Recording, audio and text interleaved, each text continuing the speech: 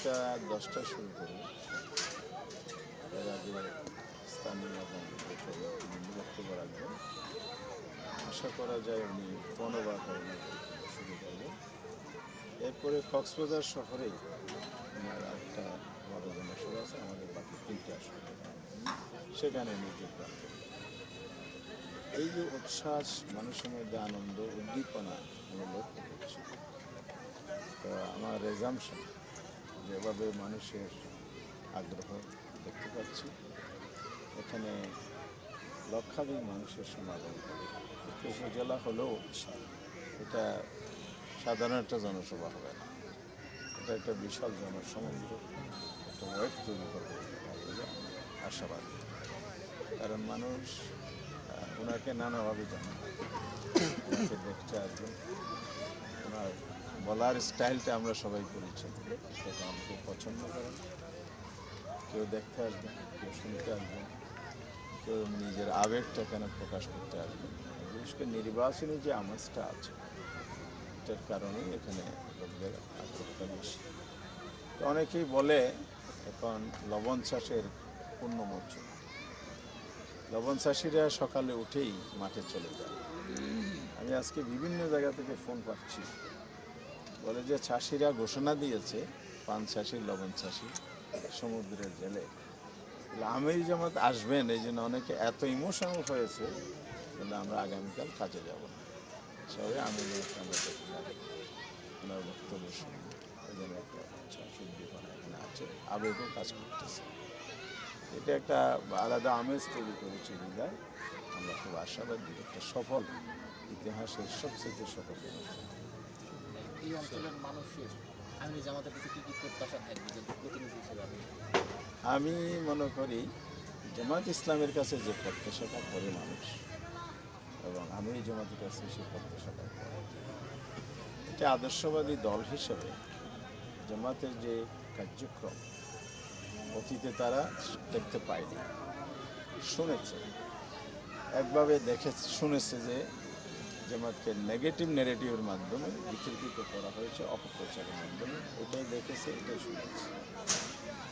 কিন্তু এই সাম্প্রতিক যে জল অভ্যুত্থান পরবর্তী সময়ে কাছে পাওয়ার সুযোগ হয়েছে, দেখারও সুযোগ হয়েছে, ফলে আগের নেগেটিভটা আর মানুষ বিশ্বাস করে না, প্র্যাকটিক্যালি যেটা দেখে এটাই মানুষ লালন করে ধারণ করে।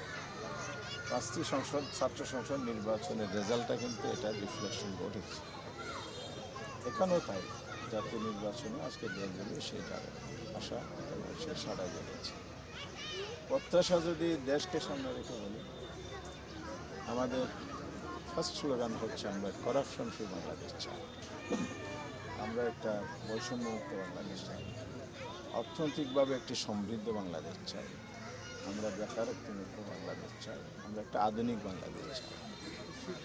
আমরা যেটা প্রত্যাশা মানুষ আমাদের কাছে করে, বিশেষ করে নিউ জেনারেশন, বাংলাদেশকে এগিয়ে যাওয়ার যে স্বপ্ন, পিছনের ইতিহাসটা বেশি ভালো নয়, 54 বছরের ব্যর্থতার গ্লানি আমাদের আছে। সেই জায়গা থেকে জাতীয় জুলাই সনদ, যেটা রেফারেন্ডের মাধ্যমে 12 তারিখের নির্বাচন একদিনই পাশ হবে, মধ্য দিয়ে আমরা আশা করি সেটার যে গাইডলাইন আছে, কনস্টিটিউশন যে রেফারেন্ডামটা হচ্ছে, এটার মধ্যেই বাংলাদেশ সামনে এগিয়ে যাবে। প্রথম এই প্রত্যাশা কিন্তু নিউ জেনারেশনের মধ্যে বেশি আছে।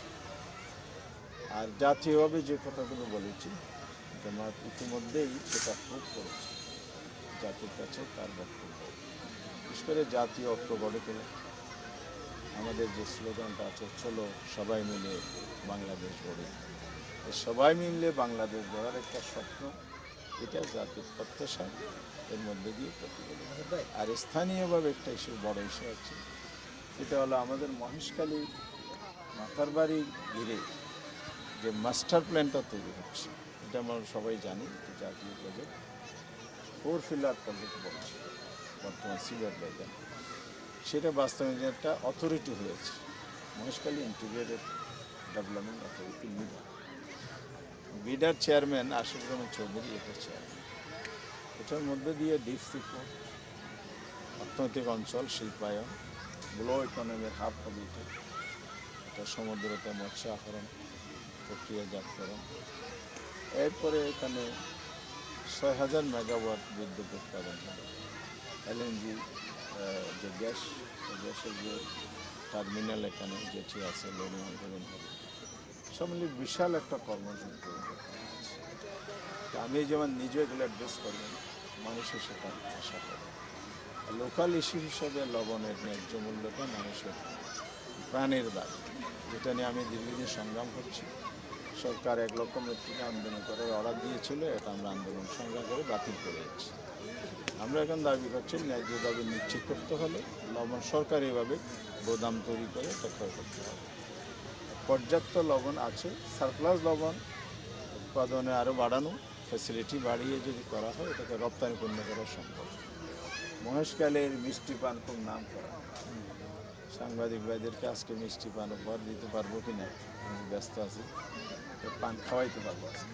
আজাদ ভাই, একটা প্রশ্ন, সেটা হচ্ছে জন্য এই পান সম্পদটাও কিন্তু আমাদের এখানে ব্যবসা।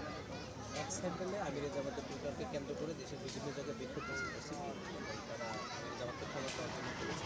কালকে যেহেতু একটা সমাবেশ, নিরাপত্তার কোনো সুযোগ ছিল কিনা?